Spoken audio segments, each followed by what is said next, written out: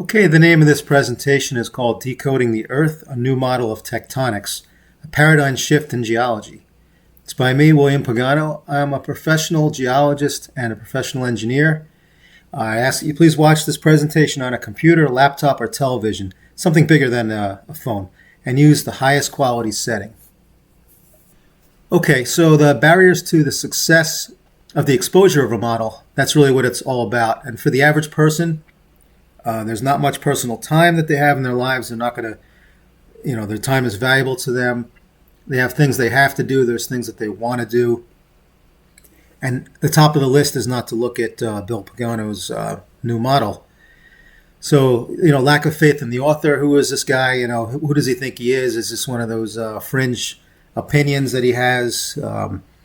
There's hundreds, thousands of geologists that are working on the same subject, and they get a certain model they all agree with, which is not really true. They actually think the model's terrible.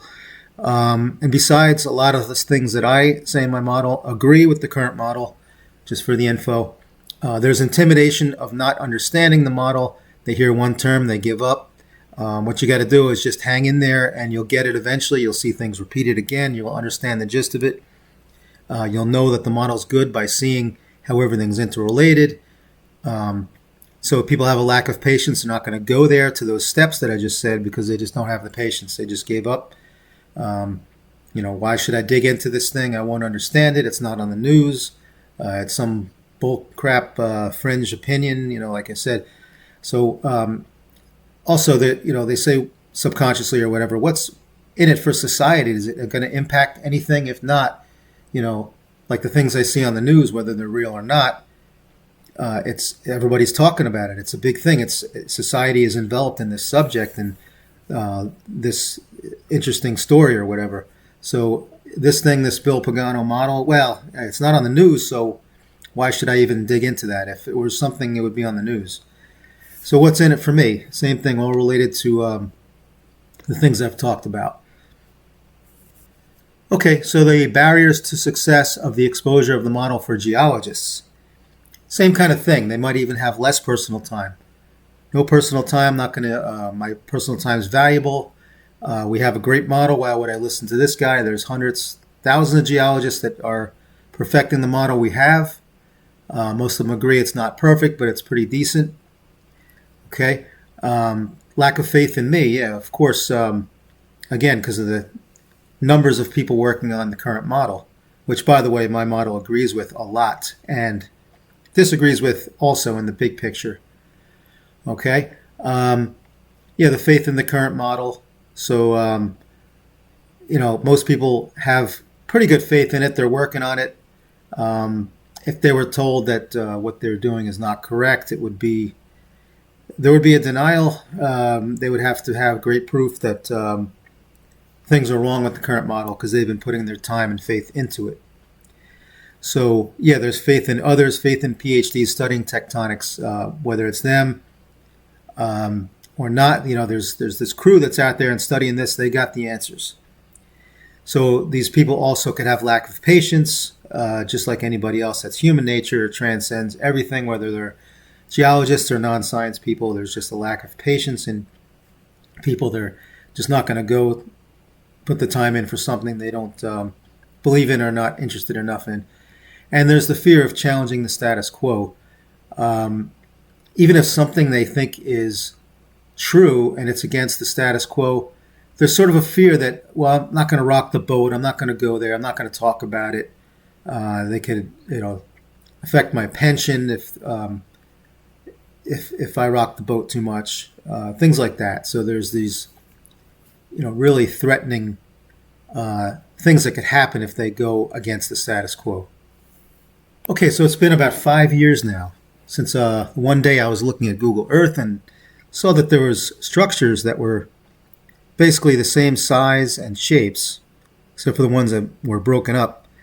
And it looked like there was sort of like a attraction center in Europe and Asia and all that. So not going to get into the details here, but it's been 5 years since that one day. And my heart was racing, and I just dug into this, and I worked like crazy and got to where I am today. where the data phase is probably completed. I don't think I'm going to generate any more drawings. I've generated more fairly recently. That's why I'm putting this out. This is sort of an addendum, but it's done. And what's next now at this point?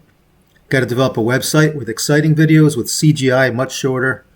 Got to get interviews, somehow get involved in the community, get some traction, which I talked about previously. Publish papers. Now, this is going to be really hard because you're up face to face against the status quo, and all those factors that I discussed are going to be tough to get past. That's why I've done nothing yet with the writing, because it's going to be really difficult, because of those psychological factors, really. So cooperation too, because of the psychological factors, it's difficult to get cooperation, which involves interviews, publishing papers, peer-reviewed papers, and the interest too. Got to generate the interest, got to get some traction. Human psychology is strange. It's very black and white. Either something catches on or it does not. But once it does, it fuels itself and it gets very popular, and the traction is tremendous. The exposure is good. So with those things together, there can be success and traction in this model, which I believe, and I could say I know, is accurate. Decoding the Earth, a new model of tectonics, a paradigm shift in geology. So with the paradigm shift, it's going to be really interesting. But I know in my heart and soul that this is really something. I really nailed it. Okay, so 5 years of discoveries of truth. Like I said, it's been about 5 years, just over 5 years now. And I have updated drawings that the ones that I'm going to show are important.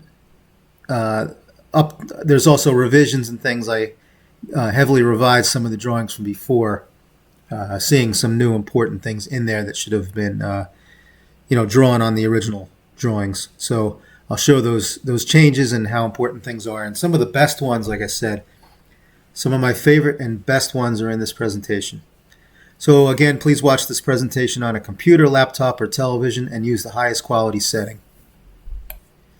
Okay, this is in Alaska, and it shows like a lot of phases. I mean, this is a tremendous example of phases of deformation, and like there's a snapping going on.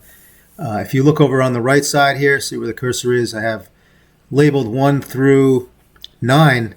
This fractal dude in white, outlined in white, he gets stretched, and then it snaps like number 9 over here. See where the cursor is? That's where it, it's the final position after it had snapped. And there's deformation of the fractal. This is exactly what it would do. It showed the signature.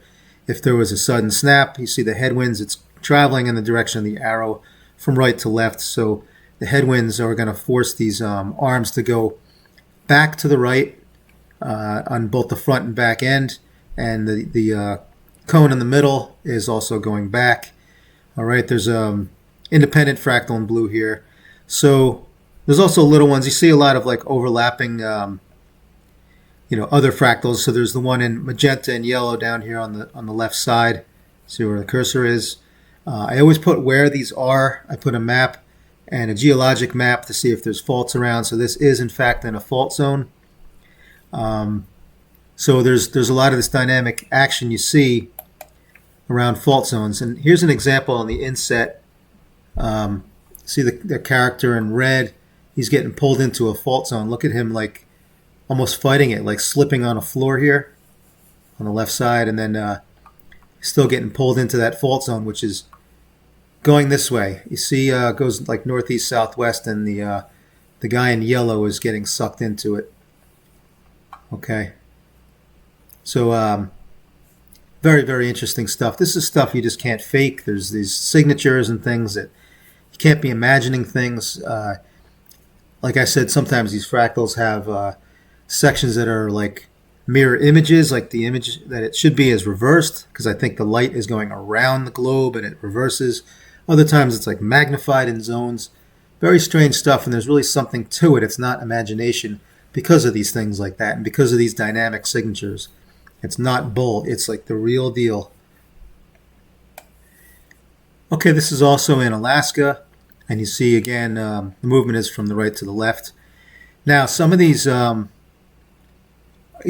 they're in fault zones, that's one thing, but sometimes they're not directly in a fault zone, and that seems to be the case with a lot of these ones that are going from right to left, and they kind of overprint everything. So this one may or may not be in a fault zone. I think it's pretty close. Let me see. Well, there's some fault zones nearby, but kind of inconclusive why it's as such. Now you see the general shape of this thing. It's sliding with the two legs up as such. Now there's a lot of these that are outside fault zones. So the Appalachian, folded Appalachians here are basically a fault zone. I've discussed that before. See where my cursor is? So these guys are following a fault zone. Now, overprinting everything are these guys here. See the magenta colored one, the one in the blue here, and the one in the yellow. Okay, they look like they're different sizes. They're independent. I think that it's because the North America refold is rotating counterclockwise, and I think they have something to do with that. They're sort of following the whole unit of North America refold, rotating in that direction. So they tend to be tilted more in Alaska. See this yellow line here? That's like perpendicular to this guy in white. So generally they're more tilted as you get towards the west coast than they are on the east coast over here. So it's the ones I just showed are on the east coast and they're less tilted. I think there's something going on there with that unit rotation of North America. So here's another one in Northwest Territories, Canada, the one in white here. Okay, again, he's generally tilted more than the ones on the east coast, central and eastern part of North America. I think it has something to do with the rotation of North America as a unit. These guys tend to overprint everything because where this white one is in this area here of where the white ellipse is. So there's some other stuff going on here with a fractal. So these fractals are like, a lot of them overprint each other anyway. There's like independent things going on, but a lot of them are following sort of one energy. So, and that sort of supports why I think that these follow the general trend of the North America refold, because they're sort of independent of everything. They just kind of overprint everything, and they're all doing this thing, this basic dynamic here. Okay, this one's pretty cool. It's up there in my list of favorites. So you can see the ones in the blue, the little tiny fractals in blue. They're doing their own thing. That's why I say sometimes fractals are sort of following different energies. These ones have the same energy. I don't know where they're headed to exactly right there. But there's definitely this fault line in black is pulling the fractals in. And some of the cones are not even showing because they're sucked in. They're diving into the fault. All right. I always show the location now, at least usually. And in this case, sure enough, see there's a big fault zone here. And on different scales where you can see other fractals, they're all either going parallel or perpendicular to fault zones. That's how I developed the fault system here shown in the insert. Okay, this is in Labrador, Canada and Quebec, Canada. Bunch of fractals that are going parallel, perpendicular, or into the fault. You see the one in yellow has no cone. The one in blue has no cone because it's diving into a particular spot. The other ones are going parallel. So let's see what else is going on a different scale here. This white ellipse that I'm going to show is where these fractals are shown. So there it is. And you see the one in the red here, this fractal in red. He's also going right into that spot. Very attracted to that spot. And, because fractals are seen on different scales and all that. You notice the one in orange goes right past this fault. I guess because he's too big to get pulled in. And/or because it was blocked by this one in yellow. So he's going parallel, the one in yellow. And you can see the fault zone is quite strong because this area in pink actually pushed off the land. You could see the land here and the land there were connected. And that energy of the fault moved it out, it shoved it out. Everything's in a counterclockwise direction. It's part of the counterclockwise fault system. And look at the one in white. The movement was like so fast or strong that it like yanked the legs out from underneath him. Check that out. Pretty cool. Okay, this fractal system is in Wisconsin, Minnesota, Michigan, and Iowa, United States. So see this one in yellow, big one in yellow that's upside down, has no cone. Okay, see where my cursor is. I drew that in. It was pretty clear that it's there. And I'm like, what the heck's going on here? Then I learned later, sure enough, there's a fault there. Okay, so there's the fault. Zoom in here. So he's going into that fault line right here in black, and the dots and the red dots and all. So he's going in there. And just what I should note here that notice these fractals are the land actually forms their shapes and all. See the one in red. This one in magenta forms the edges of the land and all that. And a lot of times you could actually see lineations in the water. Just because it's water doesn't mean you can't have fractals. So out in the water, there's like edges of these fractals and everything. And there's always a dynamic and agenda that's going on. So everything's moving to the right here pretty much. And there's a dynamic that even shows that things are turning to the right. See the blue arrow. This guy in yellow, he started turning to the right when he moved his leg like that to make the room, to make it possible to move to the right. See that? So I don't mean to get off subject, but this is just an updated drawing. Like I said, this presentation is about updates. It's like an addendum kind of thing. And some of the best drawings are in this presentation. Okay, this is in Texas. Okay, there's a location on the upper right. See that black circle? That's where it is in general. Also shown in the white ellipse here, this is where it is. Okay, so there's some major faults here. The one in magenta is the edge of the subdivision of the North American refold. Got the east coast on the right side of this fault and the main refold on the left side. Okay, so within that ellipse, there's you see on the southeast end of it, based on this yellow one here, he's attracted to the zone to the right, to the east. Okay, so when you see all these fractals, you see they're starting to drift over to that zone based on these guys in green and in white, and in white here.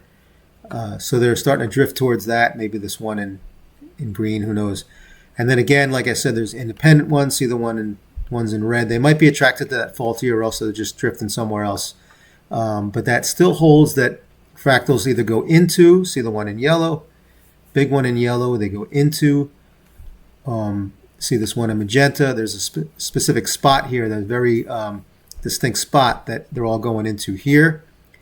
And he likes, the one in yellow likes to go in there. That's a distinct spot. His cone is gone, he's diving in. So there's two zones in here that are attracting all these fractals. Okay. Notice something very, very cool. See the fractal in white here. He's got like a slightly skinnier right leg. Okay. Looking at the back of him, there's his butt and everything. So we're looking at the right leg from behind. It's a little bit thinner than the left leg. And notice this one here. I think this is the same guy. See that left leg is real fat here, and the right leg is kind of thinner.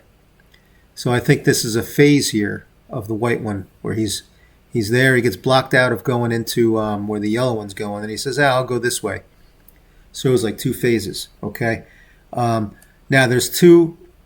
This black fault on the left side is the same as the one that's shown in blue here. It's got that kink on it. That's the edge of that North American refold subdivision. Okay. These two parallel ones in black in the center reaches of the drawing. What I think they are, they call it a fault zone. I think it's two distinct faults.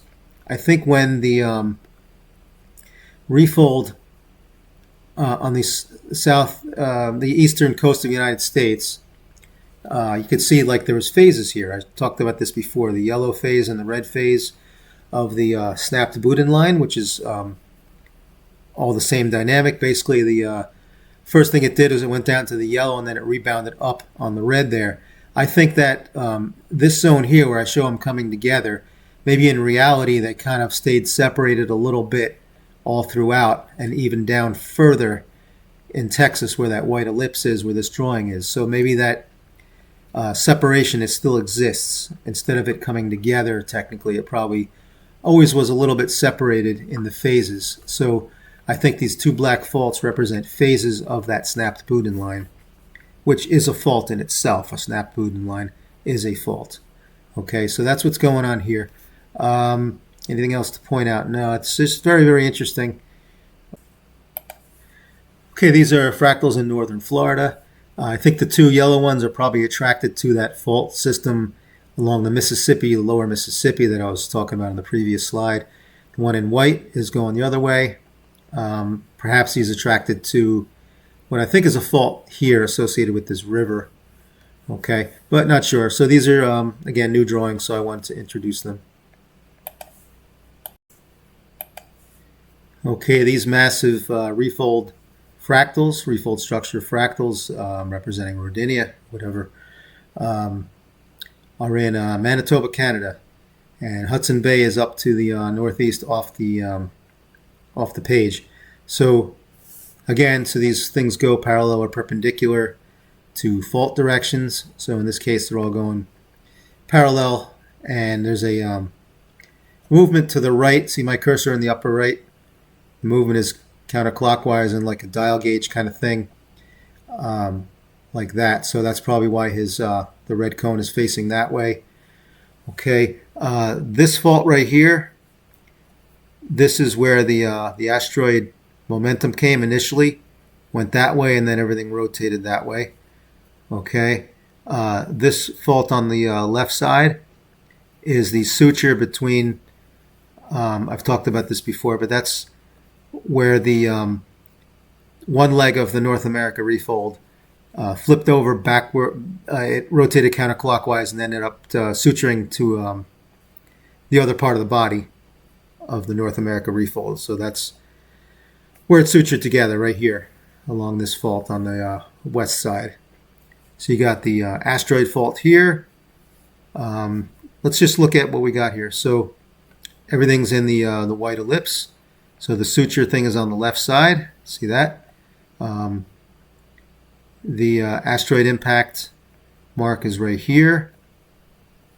And I think this is from the this fault right here. See that? Where the thing is, that's where sort of like that dial gauge moved across like that. In fact, everything, it's kind of interesting. All this whole fault system comes together at a point right here. So yeah, everything moved like a dial, like this. See that? The current position of the dial is right here. So that dial was here. It actually was probably more over here, but since everything was rotating, as you see to the right, see that arrow? Everything was rotating that way. So probably was more like over here, but then it quickly went this way. So this marks the initial impact of the asteroid right here. And then it moved in this direction, see that, to where this is now. And you get this point coming together where the system comes together here. And I just talked about this over here. It continues rotating counterclockwise. This is the crotch of the system here, where the this side of the refold, it was rotated this way. I've talked about this before, but anyway, that's where it sutures together along this line right here.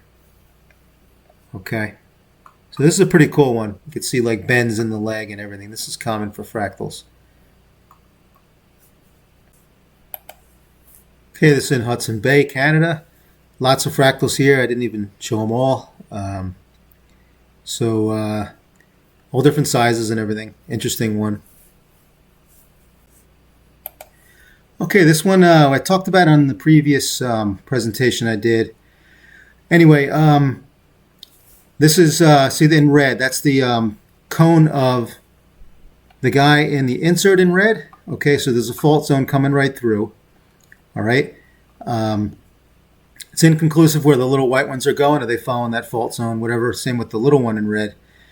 But one of the yellow appears to be going along the fault zone, whether it's the one in red here, the fault in red, or the one in black. But obviously the one in red is following that fault zone. And Where are these? They're over here. See that fault zone? Okay. And it's really cool because these fractals actually are defined by the colors of vegetation. Okay. So you can see the distinct break here. I think the vegetation is basically a swamp on the northwest side of the red line of the edge of the fractal, and the southeast side is thick, lush, taller trees. So what is going on? This is like the real deal here. What the heck is making the vegetation change and everything from these fractals? Like, what the heck? This is like a real mystery. But yes, they are clearly there, and they're real. Okay, here's another one of my favorite drawings that is similar to the last one in a way because it shows that superficial features, whether it's vegetation or soils in this case, kind of make the fractals shine through. So these deltaic deposits, which are shown here on a published map, are where these, at least this end, see where my cursor is, this end of the fractals are where those deltaic deposits are. They kind of show up as like yellowy. So it helps bring these fractals up, at least for me, I can see them better. And sure enough, these fractals are going parallel or perpendicular into the faults. And what's going on here specifically, I believe, by the way, the faults that I drew in are consistent with the published data, which show brittle faults.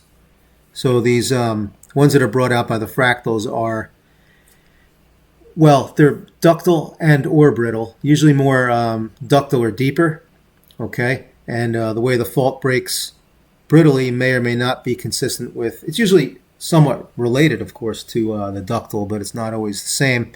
But in this case, they're quite related.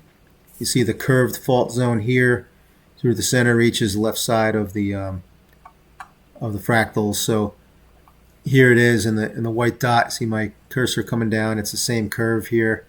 That's the way the fractals are following.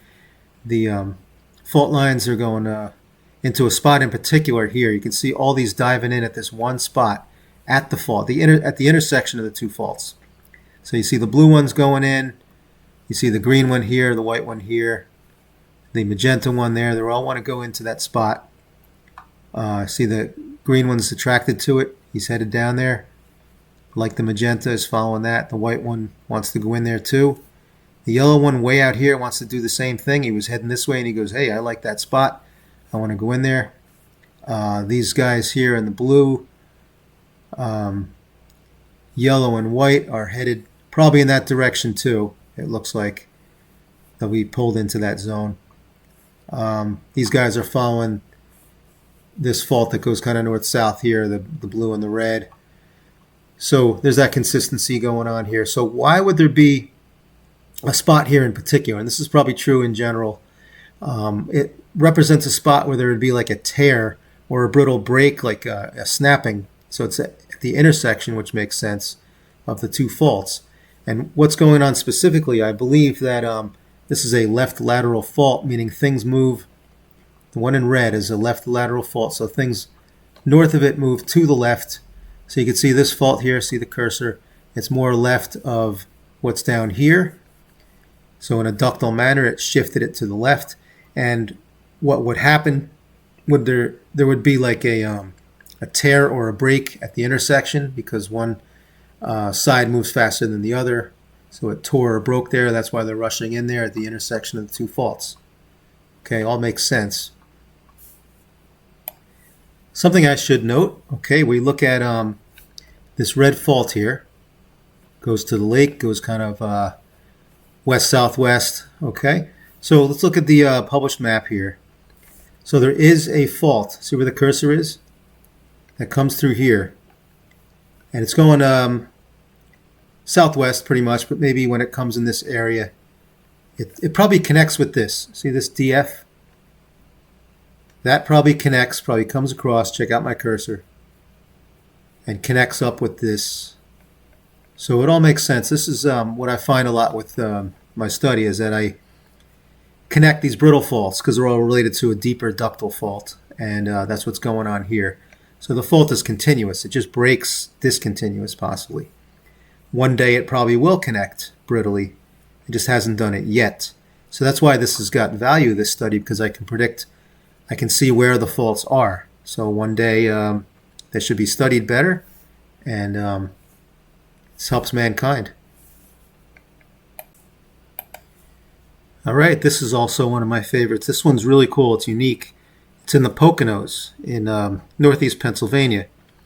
So I believe that whole entire region is a fault zone in a sense, and that's the way the fractals are behaving. They're sort of just diving in at random spots because I think that the sheet got pulled off, so to speak. I mean, because of this snap Boudin line, which is in here in the in this zone, see where the cursor is, so that everything came through and compressed and everything. And what happened was it continued and just kind of slid off. The upper formations slid off of what's below. So this pink here was the area of the fractals is right here in the black triangle, but it was over there also, and it slid to the southwest. Okay, west, southwest, whatever you call it. It slid off that zone. It was there one time. So you have, in a sense, a fault zone. So that's why those things are just kind of seemingly, the fractals are seemingly just diving into the land. And they got a different style than usual. See how you can just see the legs a lot of the times? Okay. So it's probably like a scarred up land, lots of faults in there, and they're just diving in randomly. I mean, these are really, really cool. Look at behavior of some of these. Look at this guy here. That's a big one on the lower left. There's definitely a bigger spot there I think they're going into. Some of these spots attract more than others. You see over here, these guys are diving into a zone in here. See that? They're coming in. There's something going on here. Over here also. Then there's like random spots. I mean, is there like a zone in here? It's really hard to tell based on these fractals, but I think what I'm saying is true. They're definitely it's as though the whole surface is one fault zone in a sense. Then look at this. You get these independent ones in white that are just kind of scooting across. They're obviously going from right to left based on the dynamic here, which is all the same. Okay, and I think that's based on the movement of the North America refold, which is going counterclockwise from the east to west. Okay, it's buttoned up against the San Andreas fault line. That's the brittle fault there where everything's grinding up against it because it's all turning into it. It's grinding up into it from that counterclockwise rotation, which is right lateral movement. Anyway, getting off the subject, this one's really cool. Very different. Okay, these are different phases of rotation of the North America refold structure. In the first one over here on the left, you can see it's labeled 1, this chronological thing. First phase, the asteroid hits, and see this fractal here in yellow. I think that pretty much represents the MCR, the Mid-Continent Rift, which is a refold structure. Okay, so this fractal is a refold structure that represents it, I believe. It's in the exact location it would be in, and the same relative size and everything. So I think that's what's going on here in this weird world of fractals. So there's that first stage, asteroid hit. See, it's in this direction. So the whole system's being rotated counterclockwise. Okay. The Southeast Asia refold got snapped out because the movement was so intense. The two arms were tucked in. Now they snapped out, and that's what you would see if they got snapped out. The en-echelon fractures are consistent with that movement. Okay. You look at the Russia refold, it got it snapped real hard because everything was tied up on the in here on these locking mechanisms, I call it. Okay, so this is the equatorial spin axis in blue. So that got temporarily twisted from this high energy event of the asteroid hitting just to the left of the equatorial spin axis, which would cause that rotation. Anyway, I've been through all this before, but here's the point of, this is a new drawing and all. Like I said, I got to go through it. And then the next phase, if you look at the difference between this one, see that dynamic looks like a quick action, that the motion was from right to left, and that's what would happen to that refold if that was real. And now that motion continues. There's the asteroid over here. There's a fractal of that. So the next phase would be, it would look like that. So it's almost like the in shock phase right here, and then it kind of stabilizes a little bit, gets its gripping back a little, and that's what it would look like. Okay. Then for some reason you don't see it anymore. Over here is where it would be, but you don't see them in the later phases. Here's the fourth one, where the North America refold is suturing to itself. It's folding over itself in a counterclockwise way, and there it has connected already in 5. Okay, but you do see that mid-continent rift in the early phases in this case, at phases 1 and 2, but not 3 and 4. Okay, there's a area here in New Hampshire where I saw a lot of fractals, and this is the North America refold. Okay, I have one that I've shown on the left side insert here. Okay, I've seen that one before. Now there's one just to the east of it. And what's the significance of that? This is a little bit earlier.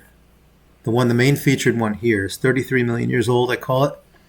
Okay, and this one is just a little later, 28 million years ago. So what happened is, it's consistent with what I always see, that chronological events go in counterclockwise directions. So you have this one here, the main feature 33, then 28 as you go this way. This is where this fractal is right here.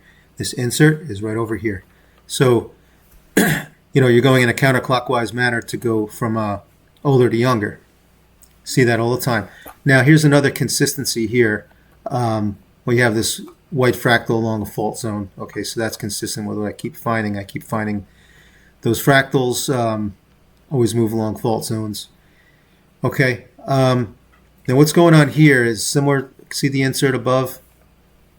The subdivision is shown here. Subdivision of the refold on the East Coast. Okay, shown here, but the Mississippi and Ohio come together here. So really the subdivision should be up in this direction. So there's like this magnified zone. So again, it should be here, but it's magnified as being up here.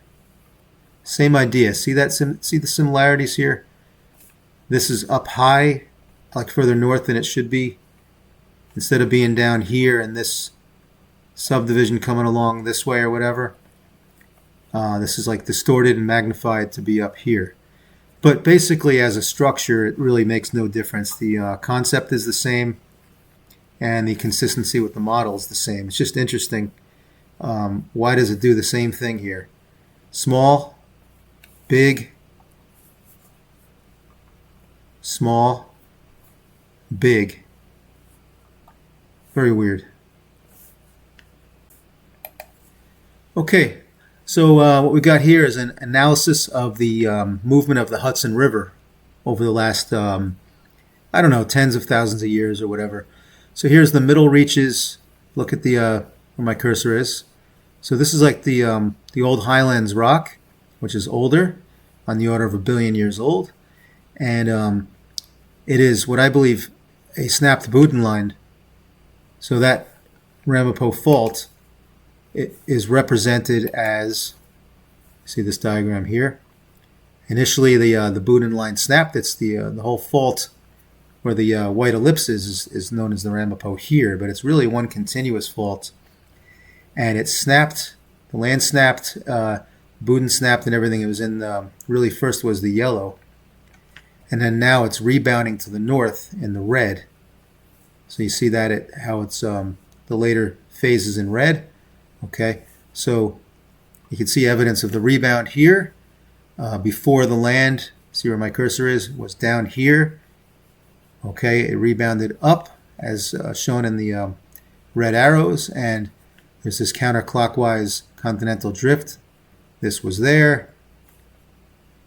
This was there. See, everything's rotating off the land, off the mainland counterclockwise as that rebound continues to the northeast. Okay, you can see the displacement of the land here. Here's a segment of faulted land shown bounded by red and the red dashed line. The fractals go along the fault. So anyway, what's going on here is I believe there's evidence that this fault moved on the order of 2 to 2.5 miles in the last, I don't know, tens of thousands of years or whatever. So if you look at the Hudson River here, the original location is in the solid white line. Okay, as such, you get into the fault zone, which is the snapped Boudin line over here. That's the fault zone. The highlands, the older rock, 1 billion years old or so, and this middle reaches here shown in the bright colors. So, you know, obviously the Hudson River's taking the path of least resistance in through the joints and all that. But that's just it. It goes through the joints. Instead of going where the faded white line is here, it's going through the joints, but it still looks like, again, that's on the order of this displacement between here and here, where the white arrow is shown, is on the order of 2.5 miles. And Google Earth analysis shows that about 2.5 miles or so here, based on what you just saw. Okay, I'm just showing it graphically here. And then also based on fractal evidence, so the original fault is in magenta, which formed the fractals which go along with it, along, you know, parallel to it real nicely as such. And the fault moved to the position in white. So it actually moved 2.5 miles. This is the actual published location of the fault right here. Okay, so that's consistent. 2.25, 2.5 miles, roughly. So that happened over the last thousands of years. Okay, so this is the same drawing you saw before. I just want to make it clear that these fractals formed at a certain time on the order of thousands of years. For example, maybe 15,000 years ago, 20,000 years ago. And some of the fractals you've seen on other presentations or whatever show examples of them eroding slightly. Okay, not, you know, so not eroding tremendously. The fact that they exist, that they're eroding somewhat, and the fact that they're not keeping up with the recent movements, at least in this case. So what I did was I put those fractals in the spot that they're not. They're actually in the spot shown on the top. See where the cursor is on the top. I took a picture of this and I moved them up where you would think they would move if they did move. So if I magnify this, see, that would fit nicely. You could even see the existing faults. See the cursor here, one separates more or less the two fractals, one in red and the one in yellow. The main fault here forms the edge of the yellow fractal, but it's not there. Again, if I did move it up, it would be beautifully fit like this. Even the edge of this one in red, there's a big fault here, kind of forms the top of this. So obviously that's where it would have moved to, but it did not. It stayed where it is in this position, and only the fault moved, or the rock moved, but not the fractals themselves. So it's like they have this finite time when they formed, and they're going to disappear at some point. They're eroding, or they're just not keeping up with recent movements. So that's the point. There's this definitive time and life of these fractals, it appears. Okay, so we see here the Colorado Plateau and the Grand Canyon. These are faults that I have in my model only. They, I don't know of any. I'm sure there's brittle faults. I haven't checked it out, but they're not mapped as such. I mean, this is very detailed fault system that I drew out in the red, and this really verifies my model because they structurally control the Colorado Plateau and the river system, so it's all interrelated. And you can see the black ellipse here is the white ellipse here. So you see that fault system is really controlling everything. Okay, and even the fractals are consistent, of course. It's just how I developed this fault system. I saw these fractals, and the fractals go parallel or perpendicular to the faults. So check out, it's one of my favorite fractals here, the one in white. Look how human that looks. See where the cursor is?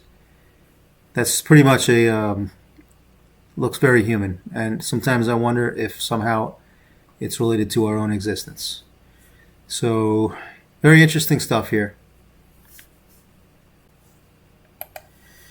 Okay, I've had some recent discoveries about the fault system in the Northeast United States, and it's all related. You see, here's a published geologic map. You could see the squeezing of the fault system adjacent to the Adirondack Mountains, which are in black. This is the folded Appalachian system that the lines are shown. Okay, and everything, the trend of everything, you know, it's all related because the trend of everything is the same. It kind of does this. It's like this wavy thing, okay? And that trend, as I described in previous presentation, is related to the movement of the Boudin line and the movement of these faults here in a counterclockwise system. So you can see like a little bit of compression here because this, where the cursor is here, butted up against that and compressed that zone. And you can see that the whole system moving counterclockwise from northeast to southwest. There's a slight rotation counterclockwise from this to this to this to this, from this to this to this, etc. So everything's moving counterclockwise, and you can see the folds. I tried to trace out some of these folds. They're getting dragged back up. There's drag folds themselves right here and right here. Drag folds themselves in the process of the fault system being dragged up. So this is the evidence of the fault system being dragged up, is where I'm circling here, because it would come down more. Just the end of the line, see the white, instead of coming down, it gets pulled up. So follow the cursor here. See the white and the green and the blue. And then there's evidence of that drag in the white and blue. See the green pretty much comes together with the white. Anyway, so there's evidence of rebound once again of that fault system. Okay, and again, there was the evidence that I talked about here. It rebound. This wouldn't have been able to come off if this did not rebound, this land here. So it would have been, it was free to move here, and then this came in and it would have blocked it. It wouldn't have made it. So it obviously came up. This piece wouldn't have rotated out if this land was blocking it as it is now. Anyway, so obviously the fault system is rebounding to the northeast. And you see it got squeezed to the east of the Adirondacks. This is the Adirondacks here. That's probably why the Adirondacks are somewhat igneous. It's like a rope burn, so to speak. It goes flying past the zone, and the zone rotates. So there's a counterclockwise rotation of the Adirondacks, in a sense, which is bounded by a fault here below. See the Adirondacks fault system. There's a fault here below in blue, and I described in an earlier presentation that the fault movement is this way. It's right lateral to the right that way. So this one also moved to the right. So as you develop this maximum curvature here in the Boudin lines, and then maximum curvature here, really it was probably over here and compressed this, and then it moved up. But that's why you get the system is rotating counterclockwise, and so are the, at least against the Adirondacks, it's moving counterclockwise, and you get like a rope burn in here. It gets squeezed through. That's the thin pinch point. Adirondacks, it gets thin there, it squeezes through. Okay, so everything is consistent and adding up between like the drag folds rebounding and the igneous nature of the Adirondacks, like a rope burn that's going on there. The rotation of the system of faults Counterclockwise, you get your maximum curvature here where the fault is. Sure enough, that's where it snapped. And you get that drag fold where it was like sticking to the fault. And then it disconnected and all that. And you get your curving of the system, the curve, maximum curve here, maximum curve here, and it was down here. That's where it compressed the most in there, where the max curve was over here. This area was here. So anyway, everything's consistent. This is just a new drawing. I have to show it. Okay, so back to this Northeast America, Lower Canada fault system. So by analyzing everything, it looks like Nova Scotia was actually attached to the structure. See, the structure is outlined. This is the subdivision of the North America refold, and it's outlined in magenta here. So let me zoom in. And based on the existing faults also, there's an existing map that's hard to see there, but it's shown better here based on looking at everything here where these faults are and where it was at one time, outlined in white, faded out in white. It's purposely put a little bit transparent, but that's where Nova Scotia was. And based on the movements of these faults, which I said in the counterclockwise rotational system, it's going to deform the land in here as such, as it's like an S shape a little bit because it's moving. See those blue arrows? It's moving to the right, and it's sticking here on the bottom, and it's sticking less on top, so it's moving to make it like more of an S shape. Okay, and then from a continental drift, it ended up where, see the white outline here where the cursor is? That's where you see Nova Scotia as the land, Nova Scotia that we know of. But in reality, if you look carefully, you can see lineations in the water of that structure that actually moved up, the entire structure, or at least a section of it, if it slaked off or whatever, but it could be a section of it, but you can see that outline here in white. So check it out. You can see that what they call Nova Scotia is outlined here in the white. It used to fit back as showed in the faded white here with the map in the background. And everything's consistent if you look at the fault system inside the brittle faults that are shown on published geologic literature. And what I have here shown, very, very consistent. You have to really dig into this to see. But anyway, what happened was there's this drag fold outlined in red. See the red line? This is a map of Nova Scotia. So there's a ductile drag fold as such. There's igneous rocks in here that kind of define that movement, that structure. See some igneous rocks here. The main trend does that. Thanks, allergies. So there you have it. And there's actually fractals here. So you see those fractals and they're rotating counterclockwise. You could say, well, it should be counterclockwise because this system's rotating counterclockwise. You see how they have no cap, no hat, or they're all kind of similar form, just shows the legs and the butt. Okay, so the form and what they're doing, which is rotating, makes sense that they would be right in there. They're right in here. See where the cursor is? Okay, so that's where that system of fractals are. Makes sense. Everything makes sense, adds up.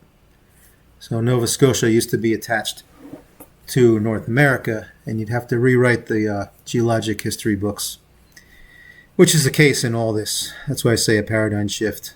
Sorry, but that's what it is. Sorry. Okay, here's just a closer up of what I talked about with Nova Scotia. So you can see the fractals a little better right here. The rotating counterclockwise in that drag system that I just showed that was in the red here. So you can see why it would be a drag fold because it's moving the fault below. It's sticking to it a little bit, pulling it, dragging it to the right relatively faster than the middle reaches or the upper reaches, whatever. So it's dragging it that way. That's your classic drag fold. Here's that published map. The drag fold is consistent with the igneous rocks, which are shown in tan. So the trend of them goes more or less like this. Some down here, and the trend of the land itself does the same, kind of like an S. Follow the cursor here. At least in interior deformation is like this, what you just saw in the red. Okay, so it's kind of an S shape. All right, so just showing this is just for completion. Okay, here's that northeast fault system again, and very interesting because you can see the fractals, which there's one of a Boudin fractal. Let me zoom in on it. Up here, outlined in white, transparent white, so you can see the other features around it. So you say, why this fault's going this way? That's not consistent with the other ones. In a sense, it is, because the main fault came this way. See where the cursor is? And it split off. It's still, see how it's related? Because it hit something resistant over here. And then it split off. Okay? And then I don't know if it hit a dead end here, whatever, probably dissipated and joined up with the other faults. But very interesting how you got this very classic curved land, very classic fractal. Fairly easy to see, especially because the land forms it, at least on the eastern end. So you know there's a fault there. And you know from the dynamic of this thing, see it's going from right to left, which is consistent with what I put in for the fault movement there. Okay, and you can tell by the dynamic of the fractal, the headwinds it's moving from right to left based on this front arm here. Okay, and a little bit of movement kinking over here and all that. You know that it's heading that way. All right, so I described that there's a lot of Boudins in the area. Some of them you can see, a lot of them you can see in the mapping, which I outlined in red. Published geologic maps are here. I didn't put a lot of them in. There's probably one here. See the cursor? Probably one here. And I put some of them in here on this geologic map. Also on the interior deformation of these Boudins is kind of very odd. Like the anticline-syncline trend is like very undulated, very close together, and it would fit a Boudin. It's just that you know that it's a Boudin. It's very suggestive of a Boudin shape. Okay, so I just wanted to show this, and a lot of consistencies. Everything's consistent.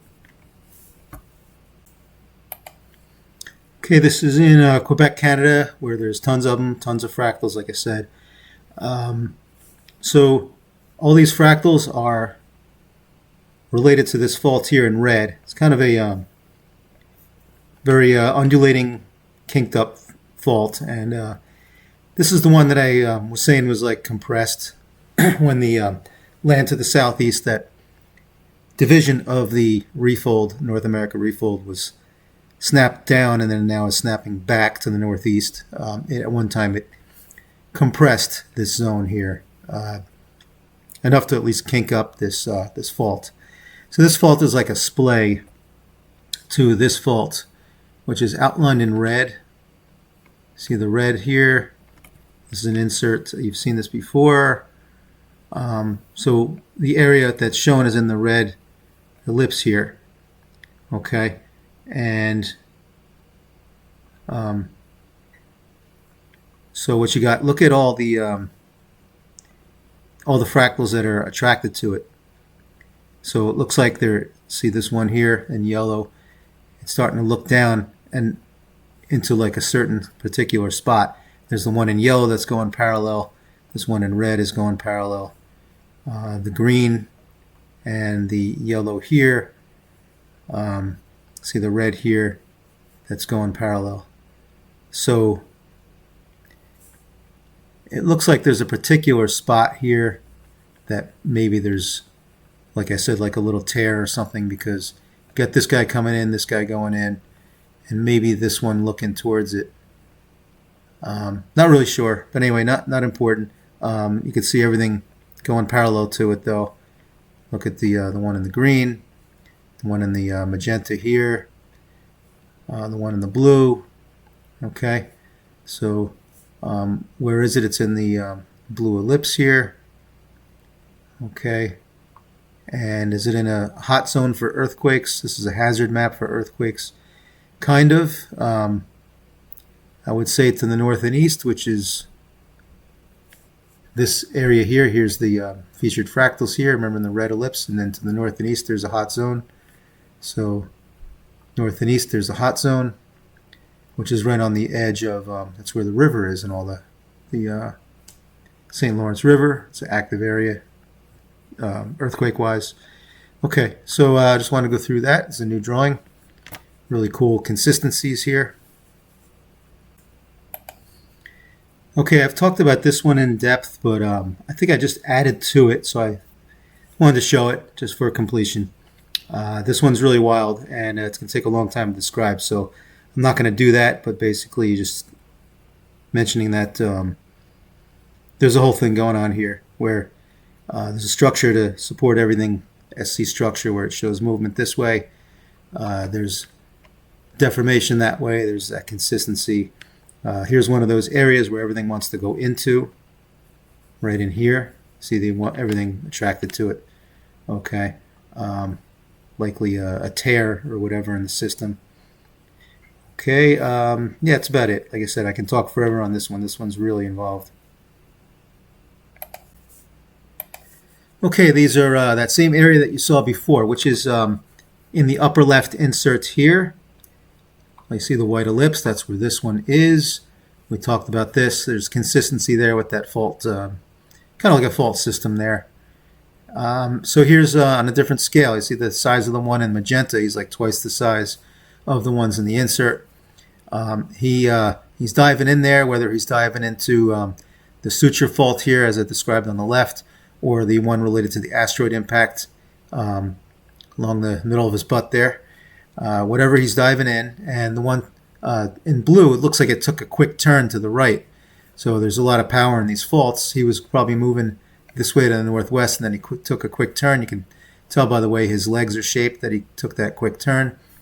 The one in yellow, which is further away, didn't have to take the quick turn, but he's got a little bit of kinked leg here, kind of like Jackie Gleason doing the and away we go. He's going in that direction also. Okay. Jackie Gleason was from the 50s, so a lot of you guys may have never heard of it. America comedy. Anyway, so here's, I think these two, the one in the yellow and the one in the red, are related to the rotation of the North America refold structure as a unit. So they're starting to now go a little bit to more southerly. It's kind of like west-southwest here. Before they were more west-northwest or east-west or whatever is to the east, and now that we're getting towards Alaska, towards the west, they're starting to go to the south a little bit. All right, so that's about all I got to say about this. Just trying to cover everything. Okay, this is in northwest United States. You can actually see where it is in the white circle here. Okay, so there's a lot of faults in the area. The black ellipse is the same black ellipse here. Okay, so there's something major going in kind of the center of this black ellipse, which is the center of this black ellipse right here. So looks like the one in yellow, this fractal in yellow, is diving in there, probably related to the fault there. Now, what fault is it? Let's see. See the white ellipse here and the white ellipse here. There's a major fault coming through like this. See the cursor? There's one there, and these earthquake zones are probably all related. So whatever's going on seems fairly consistent. The locations of those faults, brittle faults, the active earthquake areas, and these fractals are pretty consistent. So there is that fault cluster right here. Maybe that's where that yellow one's diving into, more or less. And the other ones are let's see, they're kind of heading northeast. So kind of heading northeast. So they're heading this way. So maybe they're eventually going to turn northwest. I don't know what's going on exactly, but I do know there's something going on because of the yellow one. All right. And there is, by the way, a major fault on the right side. See the right side of the white ellipse here? There's a major fault there. So that's where this major fault is, and that's why there's this one in the blue is similar to the Russian refold, where there's a huge suction zone going this way from right to left into that. So that fault is consistent, and there's been a drawing on that I've shown. So anyway, there's consistency here for fault activity and faults themselves, and very interesting. Okay, so this is the Earth in peril, and not going to get into the details again. It's supported by the fractals, and I have a diagram to describe everything. Talked about this before, but what I didn't catch before was you see the white arm of Africa here. See the cursor? I'm following it up here. This is part of the balancing act and all that that I discussed. So right at that white arm, see the blue arrow? There's an ocean lineation there. What happened in the last phase millions of years ago? I'm not sure. It was something around 40 million, but it's not too important. It was a long time ago. It was before the fractals were formed. But sure enough, you see the red fractal here. See how it's got that strange shape to the nose? To the cone, I should say. It's because it had moved quickly in this direction of the white arrow. So that's what happened, and I caught that, and I was wondering why that was shaped so weird, and then thought about it, and it's because, well, this did a quick movement as such, and that's why it left the shape of that nose. So that's all I wanted to get to. I wanted to talk about that. Okay, this is just a revised drawing. I added at least one more fault. I know I added this one in the dotted black line here. There's a published brittle fault throughout part of the length of this, and some consistency on, if I magnify the scale, there's some, it's backed up by some fractals going parallel to it and all that. So I know it was here. It's also greatly consistent with the ones around it. It's subparallel. So it fits in nicely. That's where it goes. While I got this open, it's just interesting to note that the fractals actually form the land, such as over here. This is more impressive when you see a clear shot of it, but there's like two of them that share each other's borders and everything, the one in the green and the one in red, following the fault and everything. Then you got this big one in red over here. Land follows it perfectly. The part of the cone got cut off here from this fault system, a little miniature fault system in this zone here that comes together sort of like a source over in this area. And this is the crotch of North America refold, where everything folded over and sutured to itself over here along this fault here. And you can see there's another good example of this fractal in yellow, huge one, which is partially cut off, but it's the land is really forming the fractal itself. Pretty stunning stuff when you see it clearly on the globe. Okay, added some faults in on the southern portion of the North America refold. This fault system has some more things going on in the Gulf region along the Mississippi River. So let's zoom in here, and I also added some fractals too in that area, which are consistent with the faults, of course. So that's all in this area. Okay, so see the one in the white and the one in the yellow. They're trying to get into that zone here. This one here in white. There's another one that's a little hard to see that's in this area going into the black fault. Didn't draw it in yet. I don't know if I ever will. Might not be worth the trouble. So anyway, what happened was, see that subdivision over here, the cursor is, this whole zone is a subdivision of the North America refold, and it snapped to the south and west. You had this drag fold compression thing going on here. That's Niagara Falls area here. So anyway, what what happened was it kinked at the Mississippi River, what's now the Mississippi River here. So the Mississippi is related to that white fault, and it used to be in line with this. See where the cursor is? It used to be up here, but it slipped down and disjointed. See, that's why there's two white and pink faults there, and that's what happened there. There's like a phased thing going on in this internal deformation that describes these faults here in pink. See where the cursor is, and in pink here. So that's like just internal deformation of related to like the slipping action of how it kinked up there and then slipped suddenly, which is why you have the fault here and the fault there. And you see this blue one. This is there's a published brittle fault there in this area here, way down here, that's related to that delta and everything. This one in blue is related to the section of this red fault here. Maybe there was like a bulldozed section that, and so it's over here. That fault is over here. So there's actually a river related to it here.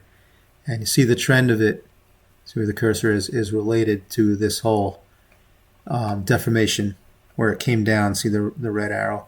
So that force and all that is related to this fault here that's shown in blue here. So I'm using like geologic published literature and lineations on the land and the fractal orientations and behavior and all that to map these out. So I'm very confident in where they are. It's not just I feel like putting them there. You know, that's all been studied intensely. Before I added it, I want to make sure I was confident with it, and I am. So this is what's going on there, at least what I believe. Okay, and I could explain it all in more detail, but I won't. Okay, I just wanted to show the entire North America fault system on one sheet, on one drawing. So that's what I did here. All the revisions are in. I just went over the one on the top, that drawing on the top. Now there's the, I also went over the one in the middle here. It's got the revised fractals and all that, the revised fault system there around the Mississippi. Okay. And then I have the Northeast America and Lower Canada system here. Okay, and showing the snap Boudin line and everything here. So everything's together. All right, I just wanted it all together and want to go over that. Okay, so here we are with that same area in the Gulf, showing a close-up of some things going on here. And so let me zoom in here. And you see this is a published geologic map of Louisiana faults here. So you have a fault here in black. You have a fault here in black that's related to this one. This one's related to this one. This one is related to that one. You have another fault in black here. Way down here by this little tiny delta. Comes along here. So that's related to the blue one. All right. So interestingly enough, remember that this white fault came down. It was connected to this one. It came down because of these movements to the south and west when the structure kinked up as such. See this structure here on the east coast, the Boudin line snapped and everything compressed, kinked up there, and this folded and everything like that, drag fold really. So as I said, the blue fault is related to this yellow and red fault here, and it's over here. The fault here displaced was up here, displaced down to the south and west. Then you have your SC structure in between and bounded by faults here, right in this zone here. So there it is. The reason it looks like it does, it dragged down this way is because this force is greater than that force. This is probably more like no force, and this is a force. So the result is it's going to bulge down like that. All right. Here's the forces coming down to the southwest, as I showed here in the yellow arrow, and responsible for the fault in blue. And the fault in red is showing the displaced white fault as such. So it was up here and it moved it off to where it is there. Okay. So I just wanted to show this just for completion again, as usual.